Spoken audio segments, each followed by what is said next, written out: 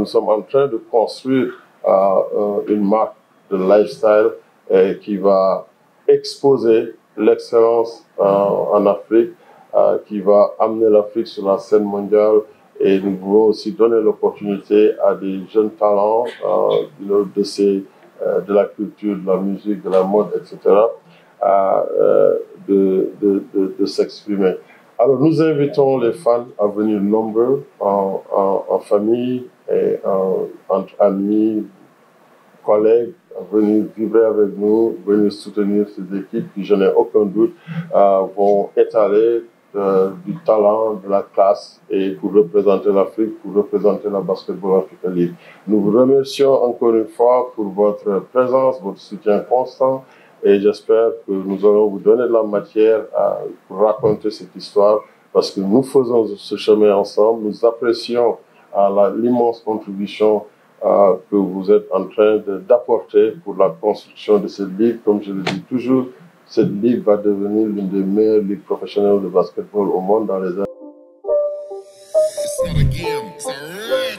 Je pense que c'est le résultat du travail de longue haleine. Ce que j'ai toujours dit, c'est que notre focus est de continuer à créer un produit sur le terrain qui va attirer les gens. Je suis confiant qu'aujourd'hui, il y aura du beau spectacle, il y aura de l'animation. Et oui, nous sommes effectivement à guichet fermé depuis hier matin. Bon, évidemment, on essaie de faire ce qu'on peut pour accommoder les dernières demandes, mais à partir de ce moment-là, c'est un guichet fermé. Je pense que la compétition va être très palpitante.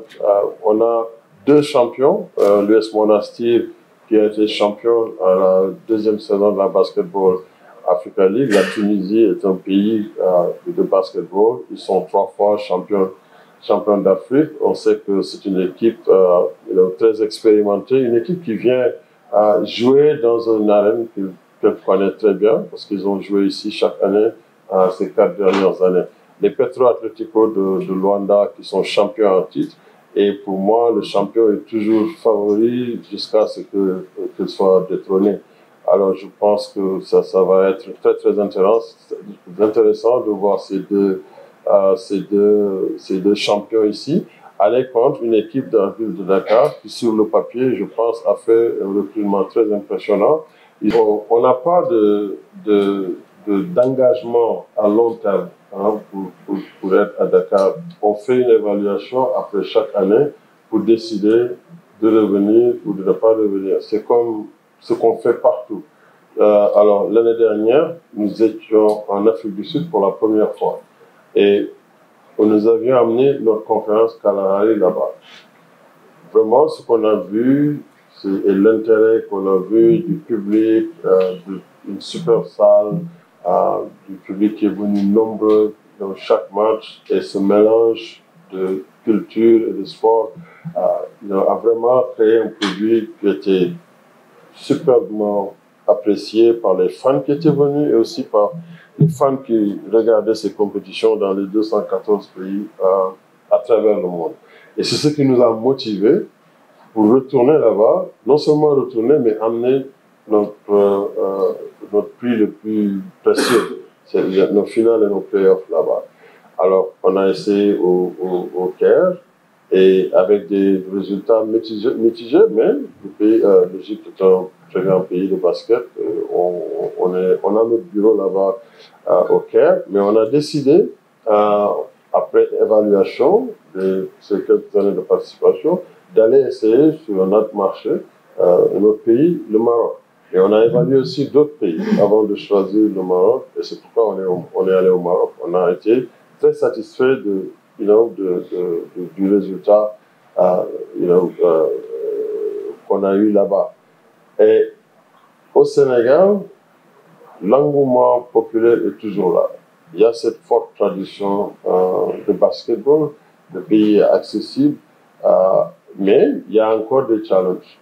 Mais parce que sur le plan du public, de la configuration de l'aréna, c'est une infrastructure de niveau mondial. Maintenant, il y a des choses à améliorer. On se réjouit du fait de voir des partenaires de la place venir nous rejoindre. Ça, c'est un critère très important aussi. Mais je tiens à souligner qu'il y a énormément de pays à travers l'Afrique qui veulent organiser ces compétitions. Alors, encore une fois, on va évaluer à la fin de la saison, évaluer en fonction des autres. Je sais que l'Angola est un pays qui veut organiser. Ils organisent l'Afro-Basket cette année. Nous avons déjà été là-bas. Nous avions rencontré avec Claire le chef de l'État, Jean Lorenzo. Je pense que c'était au mois de novembre ou décembre dernier. Il y a de l'intérêt, il y a de forts intérêts. Pour aller dans un nouveau pays, forcément, il faudra évaluer sur l'existant et voir si on a des raisons de revenir au Sénégal, de retourner au Maroc, de retourner en Afrique du Sud, de retourner au Rwanda ou bien d'aller dans un autre pays. Au Rwanda, nous sommes engagés pour encore, je pense, nous sommes dans la deuxième année d'un partenariat de 5 ans. Pour ce partenariat, on peut amener les finales ailleurs sur les 5 ans. C'est pourquoi nous sommes en Afrique du Sud cette année et nous jouons une conférence au Rwanda. L'année prochaine, on doit retourner au Rwanda pour les finales et puis jouer une conférence ailleurs. Est-ce qu'on va retourner en Afrique du Sud? Est-ce qu'on va aller en Angola? Est-ce qu'on va retourner au Maroc? Est-ce qu'on va retourner au Sénégal? Tout dépendra de l'évaluation qu'on va faire à la fin de la saison.